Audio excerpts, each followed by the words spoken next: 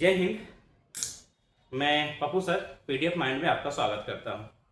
तो आज का सेशन चलेगा 10वीं कक्षा के चैप्टर नंबर 1 ज्योग्राफी का चैप्टर नंबर 1 संसाधन एवं उसको उपयोग। तो पिछले 2 क्लास हो चुका है, तो आज का सेशन चलेगा संसाधन से। तो चलिए शुरू करते हैं आज का पहला सेशन। पहला टॉपिक का नाम है संसाधन संरक्षण। संसाधन का मतलब क्या होता है? संसाधन का मतलब होता है, संसाधन कहते उसको है जो व्यक्ति अपने जीवन में अगर किसी वस्तु का उपयोग करता है, किसी भी वस्तु का उपयोग अगर अपना जीवन में करता है, जीवन उपयोगी सामान अगर बनाता है, अपने जीवन में अगर उसका प्रयोग करता है, वो वस्तु उसके लिए संसाधन कहलाता है। जैसे ए एक मार्कर है, तो मार्कर से मैं पढ़ा रहा हूं, तो ए मार्कर भी मेरे लिए क्या हो गया? संसाधन हो गया। संरक्षण का मतलब होता है बचाव करना। क्या करना? बचाव। तो संसाधन का संरक्षण का परिभाषा है, संसाधन का नियोजन एवं विवेकपूर्ण उपयोग करना ही संसाधन संरक्षण कहलाता है। अब नियोजन का मतलब क्या होता है? अब नियोजन का मतलब समझने के लिए हम आगे चलते हैं, इसको अभी रोकते हैं। यहां देखिए संसाधन नियोजन। नियोजन क्या है इसे समझिए। नियोजन का मतलब क्या होता है? संसाधन का विवेकपूर्ण उपयोग करना संसाधन नियोजन कहलाता है। आप ध्यान से समझिए, संसाधन नियोजन कहलाता है क्या है? संसाधन नियोजन उसे कहते हैं, मान लीजिए कि एक कोई संसाधन है, जैसे मान लीजिए कि कोयला एक संसाधन है। अब कोयला का इस्तेमाल हम अपने विवेकपूर्ण से करेंगे। विवेकपूर्ण का मतलब क्या है? कि दिमाग से करेंगे, दिमाग से करेंगे यानी कि बुद्धि से करेंगे। हम अगर कोयला का जब हमको इस्तेमाल करना है, जब जरूरत होगा तभी हम कोयला का इस्तेमाल करेंगे। तो जरूरत के अनुसार संसाधन का प्रयोग करना ही संसाधन नियोजन कहलाता है। विवेकपूर्ण बुद्धि से करेंगे, हमको जितना जरूरत है उतना ही हम करेंगे। जितना ज्यादा हमको जरूरत है संसाधन का, कोयला का, हम उतना ही उपयोग करेंगे। कोयला अगर हमको 2 किलो ही जलाना है तो हम 4 किलो क्यों जलाएंगे? अगर जलाएंगे तो उसको दोहन कहेंगे। संसाधन का बिना मतलब के जलाना, बिना मतलब के बर्बाद करना, ये क्या कहलाता है? संसाधन दोहन कहलाता है। अब विवेक का मतलब होता है बुद्धि। पूर्ण का मतलब बुद्धि पूर्ण, बुद्धि से हम अपने दिमाग से जो संसाधन का प्रयोग करेंगे वही संसाधन नियोजन कहलाता है। अब ये संसाधन नियोजन का इस्तेमाल यहां हो गया संसाधन संरक्षण में, कि संसाधन का नियोजन एवं विवेकपूर्ण उपयोग करना ही संसाधन संरक्षण कहलाता है। अब संसाधन को अगर बचाव करना है, संसाधन को अगर बचाकर हमको रखना है, तो हम बुद्धि से इस्तेमाल करेंगे, विवेक से अपना इस्तेमाल करेंगे और नियोजन से उपयोग करेंगे। कहने का मतलब क्या हुआ कि अगर संसाधन का प्रयोग कहां, किस जगह पर, कितना मात्रा में करना है, अगर हमको अगर जानकारी होगा कि हमको 2 किलो कोयला बर्बाद कर जलाना है, कि 4 किलो कोयला जलाना है, अगर एक दिमाग है हम मेरे पास, अगर इतना बुद्धि है, तो हम संसाधन का बचाव कर सकते हैं। जल है, जल को बिना मतलब के बहाया जाता है, पानी को बर्बाद किया जाता है, तो ये भी कहेंगे संसाधन का दोहन हो रहा है, संसाधन का बर्बादी हो रहा है। तो हम जो अगर पानी बर्बाद हो रहा है, पानी को अगर बचाव करने के लिए अगर कोई हम कार्यक्रम चला देंगे तो कहा जाएगा कि वो संसाधन संरक्षण है। कोयला को ज्यादा मात्रा में जलाया जा रहा है, बिना मतलब के जलाया जा रहा है, कोयला को बचाव करने के लिए अगर हम कोई कार्यक्रम चला देंगे तो कहलाएगा संसाधन संरक्षण। संसाधन संरक्षण भी कहलाता है कि संसाधन को विवेकपूर्ण तरीका से उपयोग करना ही संसाधन संरक्षण कहलाता है। संसाधन नियोजन समझ गए? संसाधन का विवेकपूर्ण उपयोग करना ही संसाधन नियोजन कहलाता है, मतलब कि विवेकपूर्ण अपने बुद्धि से। आगे है कुछ महत्वपूर्ण टॉपिक्स है, तो इसको हम देख लेते हैं।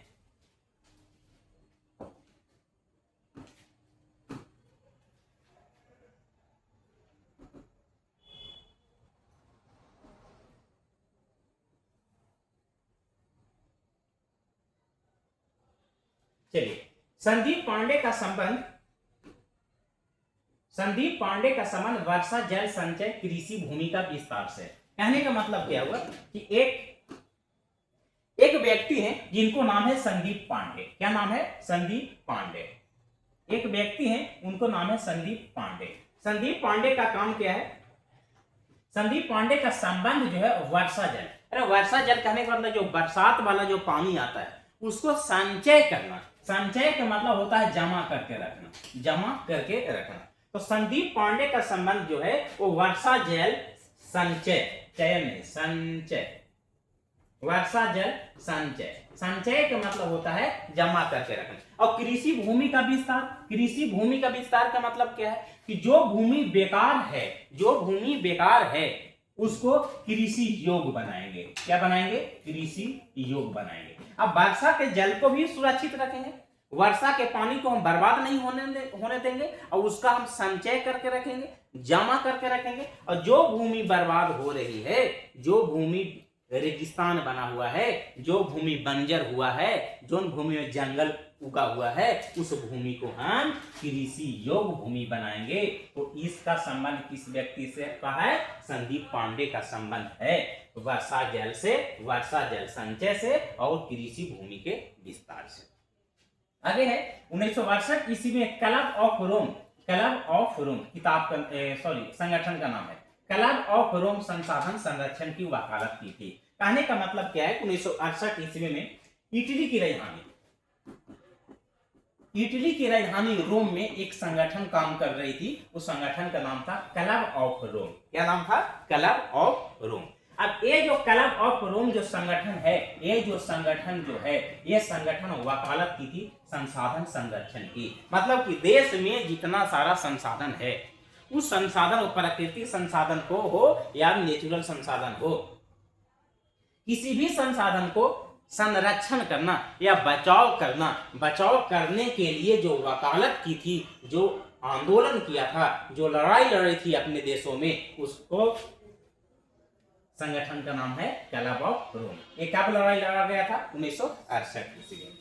आगे ए स्मॉल इज ए ब्यूटीफुल पुस्तक है, एक किताब है ए स्मॉल इज ब्यूटीफुल। ओकर पुस्तक का लेखक जो है उनको नाम है सुमशेर, शमशेर नहीं, सुमशेर है। ए स्मॉल इज ब्यूटीफुल पुस्तक में संसाधन संरक्षण से संबंधित गांधी जी के विचार प्रकाशित है। कहने का मतलब क्या है? एक किताब है, एक पुस्तक है, उसको नाम है a small is beautiful. A small is beautiful, a small is beautiful में गांधी जी के विचारों को प्रकाशित किया गया है। अब गांधी जी का विचार क्या था? गांधी जी का विचार था संसाधन को संरक्षण करना, संसाधन को बचाना। तो संसाधन को बचाने के लिए जो गांधी जी का जो विचार था उसको रखा गया था कहां? स्मॉल इज ब्यूटीफुल में। आगे हमारा सजा भविष्य आवर ऑफ कॉमन फ्यूचर नामक रिपोर्ट, एक रिपोर्ट है जिसको 1987 में ब्रंटलैंड, इनको नाम पूरा था ब्रंटलैंड आयोग द्वारा प्रस्तुत किया गया था। एक कमीशन का नाम था, एक आयोग का नाम था ब्रंटलैंड आयोग। अगला है हमारा साझा भविष्य रिपोर्ट में सतत विकास और संसाधन संरक्षण पर बल दिया गया है। क्या दिया गया है? बल दिया गया है। बल दिया जाने का मतलब है सतत विकास। सतत विकास मतलब लगातार जो विकास हो रहा है। संसाधन संरक्षण, संसाधन संरक्षण के मतलब होता है संसाधन का बचाव करना। तो इस पर बल दिया, बल दिया के मतलब होता है कि इस पर जोर दिया गया काम करने के लिए। आगे है पर्यावरण संरक्षण हेतु सर्वप्रथम स्टॉकहोम में, स्टॉकहोम एक बहुत सुंदर एक शहर है, वहां पर विश्व शिखर सम्मेलन 1972 ईस्वी में आयोजित हुआ था। बहुत अच्छा पिक्चर कह रहा है कि पर्यावरण संरक्षण के लिए, पर्यावरण को बचाने के लिए सबसे पहले स्टॉकहोम में विश्व शिखर सम्मेलन का आयोजन 1972 ईस्वी में किया गया था, पर्यावरण को बचाने के लिए। आगे है विश्व पर्यावरण दिवस 5 जून को मनाया जाता है। क्या मनाया जाता है? 5 जून को विश्व पर्यावरण दिवस मनाया जाता है, 5 जून को। आगे है डाकुओं की अर्थव्यवस्था। डाकुओं की अर्थव्यवस्था का मतलब क्या है? डाकुओं की अर्थव्यवस्था का मतलब है कि मानव एवं तकनीक की शोषणात्मक दोहन प्रवृत्ति को ही डाकुओं की अर्थव्यवस्था कहा जाता है। कहने का मतलब क्या हुआ कि इंसान जो है अपने मानव तकनीक की सहायता, तकनीक की, मानव एवं तकनीक की शोषणात्मक दोहन, शोषणात्मक दोहन का मतलब क्या होगा कि इंसान संसाधन को इतना दोहन कर रहा है, इतना बर्बाद कर रहा है, इतना अधिक मात्रा में बर्बाद कर रहा है कि उसका संज्ञा जो है मानव एवं तकनीक का जो संज्ञा है वो काची से तुलना किया गया, काची का संज्ञा दिया गया, डाकुओं की संज्ञा दिया गया। डाकुओं की संज्ञा इसलिए दिया गया कि मानव और तकनीक, टेक्नोलॉजी संसाधन को दोहन कर रहा है, संसाधन को बेमतलब बर्बाद कर रहा है। जरूरत है उतना तो कर ही रहा है, जब जरूरत नहीं है उसका भी कर रहा है। तो जब जितना का जरूरत है उतना ही तो हम उपयोग करेंगे, और जरूरत नहीं है संसाधन का फिर भी उसका दोहन किया जा रहा है, फिर भी उसका उपयोग किया जा रहा है। इसको कहा जाता है डाकुओं की अर्थव्यवस्था। यानी कि कहने का मतलब हुआ कि जब इंसान जरूरत से ज्यादा संसाधन का इस्तेमाल कर रहा है, जरूरत से ज्यादा संसाधन को उपयोग कर रहा है, तो वो ज्यादा बर्बाद किया जा रहा है। और जब बर्बाद किया जा रहा है इसलिए इसको संज्ञा दिया गया और डाकुओं की। मानव को और तकनीक की जो तुलना है वो डाकुओं से किया गया कि लूट रहा है सो लूट रहा है, बेमतलब का लूट रहा है, जरूरत नहीं है फिर भी लूट रहा है। चलिए आगे है सतत विकास।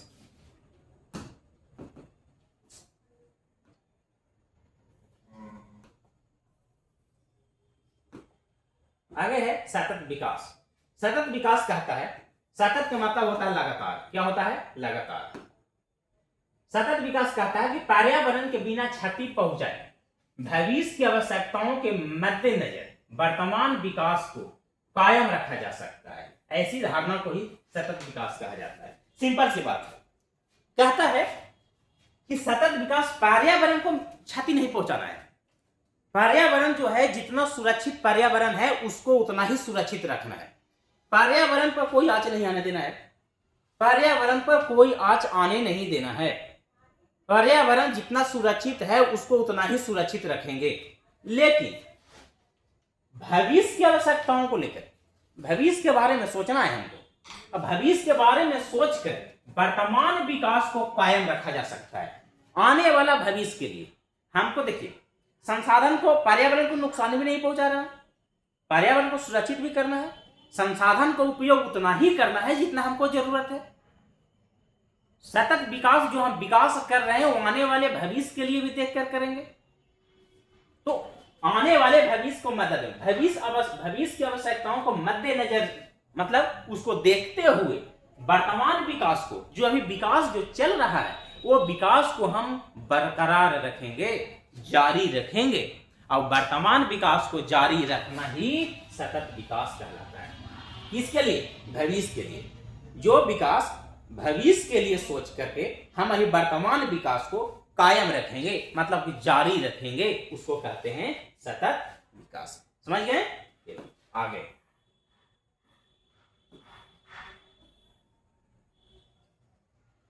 आगे आगे प्रथम पृथ्वी सम्मेलन। प्रथम पृथ्वी सम्मेलन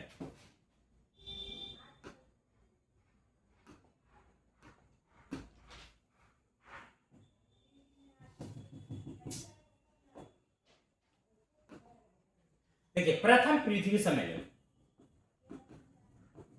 प्रथम पृथ्वी सम्मेलन, प्रथम पृथ्वी सम्मेलन का आयोजन जो है 3 से 14 जून के बीच में, कैसे करता? 3 से 14 जून के बीच में 1992 में किया गया।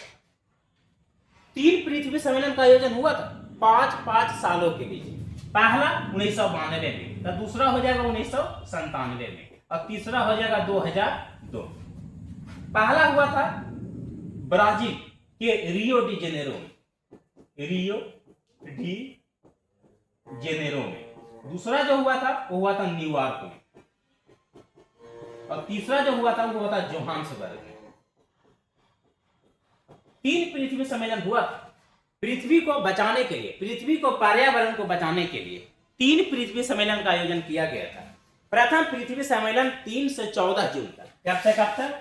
3 से 14 जून तक। 3 से 14 जून तक पृथ्वी सम्मेलन का आयोजन ब्राजील के रियो डी जेनेरो में हुआ था। ब्राजील के रियो डी जेनेरो में, रियो डी जेनेरो। तो प्रथम पृथ्वी सम्मेलन का आयोजन कब हुआ?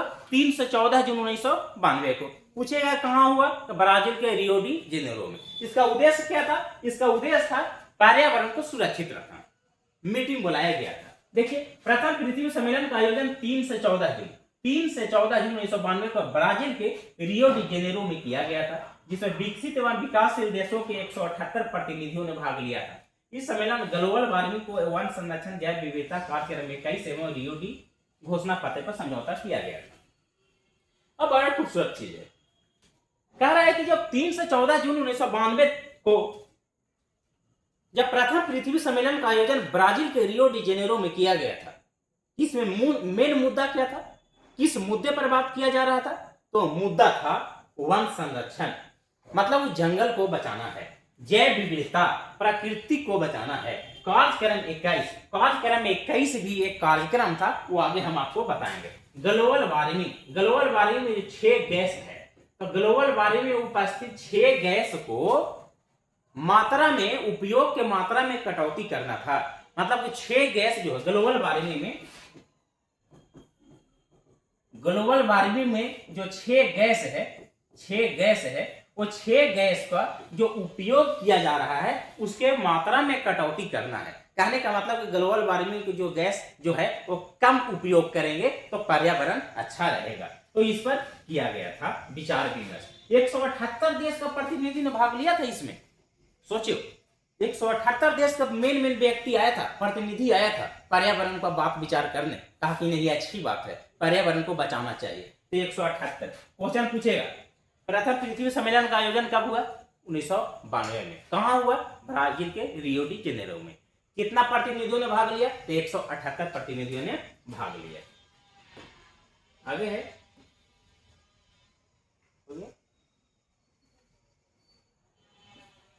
आगे है दूसरा पृथ्वी सम्मेलन।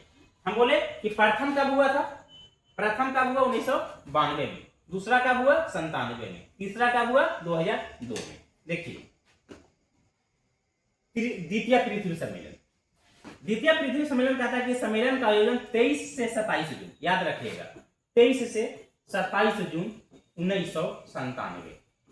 द्वितीय पृथ्वी सम्मेलन 23 से 27 जून 1997 को अमेरिका के न्यूयॉर्क शहर में आयोजित किया गया।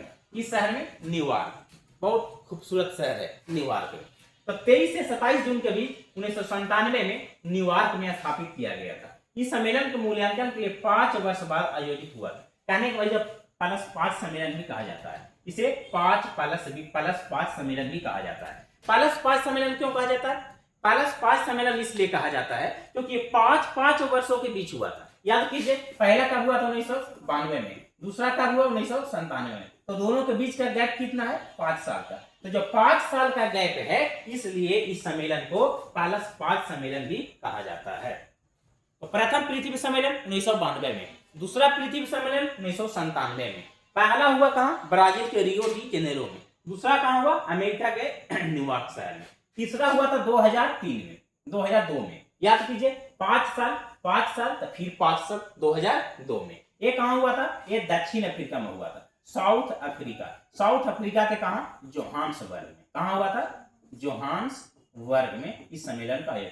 और तीनों सम्मेलन का आयोजन पर्यावरण को बचाने के लिए ही किया गया था, क्योंकि पर्यावरण पर विचार विमर्श किया जा रहा था। आगे है तृतीय पृथ्वी सम्मेलन। देखिए आगे तृतीय पृथ्वी सम्मेलन क्या कहता है? तृतीय पृथ्वी सम्मेलन, इस सम्मेलन का आयोजन 10 वर्ष बाद 26 अगस्त से 4 सितंबर 2002 में हुआ था। अब बताइए 10 वर्ष कैसे हुआ? 1992 पहला, और तीसरा हुआ 2002 में। तो 10 साल का अंतर हुआ ना। हाँ, और बीच में आया था 1997, तो एकरा में 5 साल और फिर एकरा में 5 साल, और यहां से यहां 10 साल। तो कह रहा है कि 10 वर्ष के बाद 26 अगस्त से 4 सितंबर 2002 में इस सम्मेलन का आयोजन जोहान्सबर्ग में हुआ था। कहां हुआ था? जोहान्सबर्ग कहां है? ये जोहान्सबर्ग जो है दक्षिण अफ्रीका में है। इस सम्मेलन में पर्यावरण संबंधी 150 धाराओं पर सहमति तैयार करना था, लेकिन इस सम्मेलन का कोई भी परिणाम नहीं निकल सका। इस सम्मेलन में विश्व के लगभग 2000 प्रतिनिधियों ने भाग लिया था। अब पृथ्वी सम्मेलन में सबसे बड़ा सम्मेलन इसी को माना जाता है, लेकिन फिर भी इस सम्मेलन को सफल नहीं माना गया। 2000 विश्व की 2000 प्रतिनिधि ने भाग लिया था। सोचिए कि पर्यावरण को दूषित नहीं करना है, पर्यावरण को नहीं बचाना है, लेकिन फिर भी 2000 प्रतिनिधियों के भाग लेने के बावजूद भी इस सम्मेलन सफल नहीं हुआ। अब 120 150 धाराओं पर सहमति तैयार करना था, लेकिन फिर भी तैयार नहीं हो पाया, कोई रेडी नहीं हुआ, ये सफल नहीं हो पाया। 2000 प्रतिनिधि भाग लिए थे, सोच लीजिए। एक मेन टॉपिक क्या आपको याद करना है, सम्मेलन कब हुआ और कहां हुआ। उद्देश्य तो पता ही है, तीनों सम्मेलन का उद्देश्य एक ही था। क्या था उद्देश्य, क्या उद्देश्य था? पर्यावरण को सुरक्षित करना, पर्यावरण को बचाना। आगे चलें चुलबुली।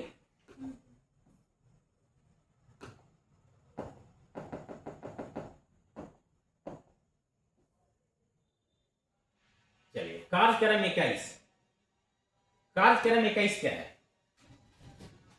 कार्यक्रम 21 कहता है कि संयुक्त राष्ट्र पर्यावरण, संयुक्त राष्ट्र पर्यावरण और विकास के तत्वावधान में रियो डी जेनेरियो में, कहा रियो डी जेनेरियो सम्मेलन में राष्ट्र अध्यक्ष हो, राष्ट्र अध्यक्ष का मतलब कि जो देश का जो प्रतिनिधित्व कर रहा है व्यक्ति, 800 पन्नों का एक घोषणा पत्र तैयार किया, 800 पन्ना का एक घोषणा पत्र तैयार किया, और जिसमें सतत विकास को प्राप्त करने के लिए कार्यक्रम में कैसे तैयार किया गया। इस कार्यक्रम में इस कार्यक्रम 21 को गठित करने के लिए सभी देशों को निर्देश दिए गए तथा इस पर होने वाले खर्च के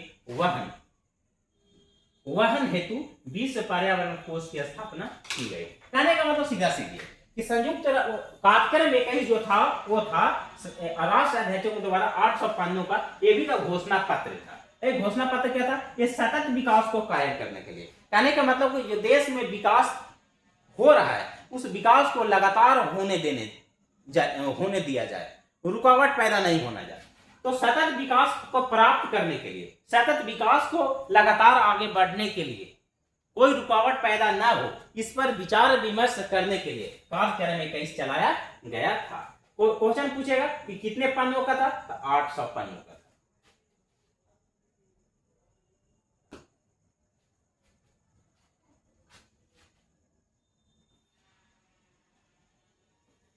आगे है क्योटो सम्मेलन। ये क्योटो सम्मेलन क्या था? क्योटो सम्मेलन, इस सम्मेलन का आयोजन 1997 में, कब? 1997 में। क्योटो सम्मेलन का आयोजन 1997 में पृथ्वी को ग्लोबल वार्मिंग से बचाने के लिए, ग्लोबल वार्मिंग से बचाने के लिए जापान के कार्यों में आयोजित किया गया था। जापान के एक शहर है जिसको नाम है काइयोटो। क्या नाम है? काइयोटो। क्योटो शहर में, जापान के क्योटो सम्मेलन शहर में इस सम्मेलन का आयोजन किया गया था, जिसमें 159 देशों ने भाग लिया था। ग्लोबल वार्मिंग से बचाने के लिए जो सम्मेलन का आयोजन किया गया था उस सम्मेलन को कहा जाता है कार्यक्रम 21। अब ध्यान से देखिए, ग्लोबल वार्मिंग, ग्लोबल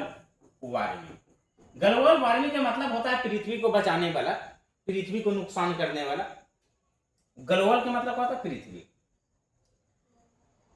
अब पृथ्वी को बचाने के लिए कौन कौन गैस का इस्तेमाल हम कम कर सकते हैं? पृथ्वी को पर्यावरण से बचाने के लिए, पृथ्वी को बर्बाद होने से बचाने के लिए कौन कौन गैसों का इस्तेमाल, प्रयोग हम कम कर सकते हैं, उस पर विचार विमर्श करने के लिए क्योटो सम्मेलन का आयोजन किया गया था। तो ग्लोबल वार्मिंग से बचाने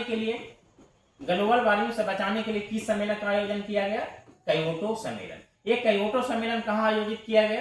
ये किया गया जापान में। कहाँ किया गया? जापान में। इसमें कितना देश भाग लिया? 159 देशों के प्रतिनिधियों ने भाग लिया। याद कीजिए, ग्लोबल वार्मिंग क्या है? ग्लोबल वार्मिंग का मतलब होता है कि पृथ्वी पर पर्यावरण को दूषित करने वाली गैसों को बचाने के लिए जो गैस किया जा रहा है उसको ग्लोबल वार्मिंग कहते हैं। जैसे मान लो ग्लोबल, पृथ्वी को बचाने के लिए, ग्लोबल वार्मिंग का मतलब होता है पृथ्वी को बचाना। तो पृथ्वी को बचाने के लिए जो 6 गैस का इस्तेमाल जो किया जा रहा था, CO2, मीथेन,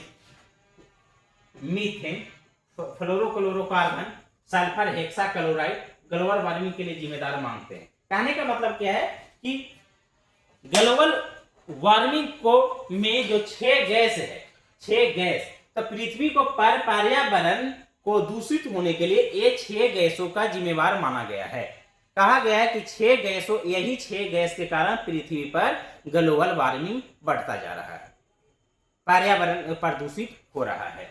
अब इसको बचाने के लिए कहा गया कि इसमें इसका उपयोग में कटौती करना है। अब ग्लोबल वार्मिंग में जो 6 गो गैसवा है ना, वो 6 गैसवा पर कटौती करना है। क्या करना है? कटौती करना, उसको उपयोग में कटौती करना है। और इसी कटौती पर सहमति बनाने के लिए जो ग्रीन हाउस गैसों के उत्सर्जन में 8%, संयुक्त राज्य अमेरिका 7%, जापान 6% की कटौती पर सहमति हुई। कहने का मतलब क्या हुआ कि ग्रीन हाउस जो गैस है, तो ग्रीन हाउस के ज्यादा उपयोग से ग्लोबल वार्मिंग होता है, प्रदूषण होता है। अब पृथ्वी को जब बचाना है, ग्लोब को जब बचाना है, तो ग्रीन हाउस गैसों को कम उपयोग करना पड़ेगा। कम उपयोग करेंगे तो प्रदूषण कम होगा, ग्लोबल बचेगा, पृथ्वी बचेगा। तो ग्लोबल वार्मिंग में कितने गैस आते हैं? 6 गैस आते हैं। कितने गैस आएंगे? 6 गैस आएंगे। और 6 गैसों को उपयोग पर कटौती करना है, मतलब कि उसका उपयोग कम करना है। तो संयुक्त राज्य अमेरिका क्या % कटौती किया? 8%। अमेरिका कब की? जापान कब किया? 7%, सॉरी 6%। इसे मॉन्ट्रियल समझौता 1987 का विस्तार भी माना जाता है। कहा जाता है कि कार्यक्रम क्योटो सम्मेलन जो था वो मॉन्ट्रियल समझौता 1987 का विस्तार माना जाता है। कहने का मतलब 1987 में ही विचार विमर्श कर दिया गया था और उसी का करके विस्तार माना जाता है, क्योंकि इसका नींव जो 1987 में रखा गया था। इस सम्मेलन का विश्व पर्यावरण सम्मेलन या ग्रीन हाउस सम्मेलन के भी नाम से जाना जाता है। इसलिए जाना जाता है विश्व पर्यावरण, क्योंकि 159 देशों के प्रतिनिधि भाग लिए। विश्व का पर्यावरण मतलब पूरी दुनिया के पर्यावरण को बचाने के लिए सम्मेलन का आयोजन किया गया था। और विश्व पर्यावरण सम्मेलन इसलिए क्योंकि पूरी दुनिया के पर्यावरण को बचाना था। और इसे ग्रीन हाउस सम्मेलन क्यों कहा गया? कि ग्रीन हाउस में शामिल गैसों के उपयोग पर कटौती करना था। ग्रीन हाउस में जो 6 गैसें हैं, वो 6 गैसों के इस्तेमाल में कटौती करना था, कमी करना था, क्योंकि वही 6 गैसों के कारण ग्लोबल वार्मिंग प्रदूषण हो रहा था। वही 6 गैसों के कारण पृथ्वी पर पर्यावरण बढ़ रहा था। तो उसको में कटौती करने के लिए कहा गया कम उपयोग करो भाई। कम उपयोग करने से क्या होगा? ज्यादा समस्या तो नहीं होगा, तो कम उपयोग कर लो। तो कम उपयोग करेगा तो पृथ्वी भी सुरक्षित रहेगा, बचल रहेगा पृथ्वी।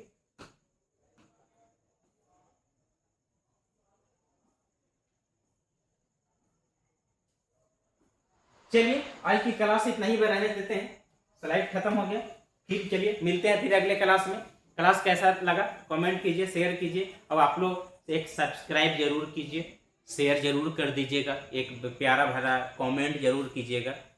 आप लोग के लिए मैं इतना कर रहा हूँ, आप लोग के लिए मेहनत कर रहा हूँ, तो आप लोग भी थोड़ा सा मेहनत करके हमको थोड़ा सा मोटिवेट कीजिए। और हम तभी मोटिवेट हो सकते हैं जब मेरे द्वारा पढ़ाया गया बातें आपको समझ में आती है, मेरे द्वारा पढ़ाया गया चैप्टर अगर आपको समझ में आती है, और मेरा पढ़ाने का तरीका अगर आपको अच्छा लगता हो, तो मुझे एक कमेंट जरूर कीजिएगा, शेयर जरूर कीजिएगा, मदद कीजिए। चलिए जय हिंद, फिर बाद में मिलते हैं आपसे अगली क्लास में।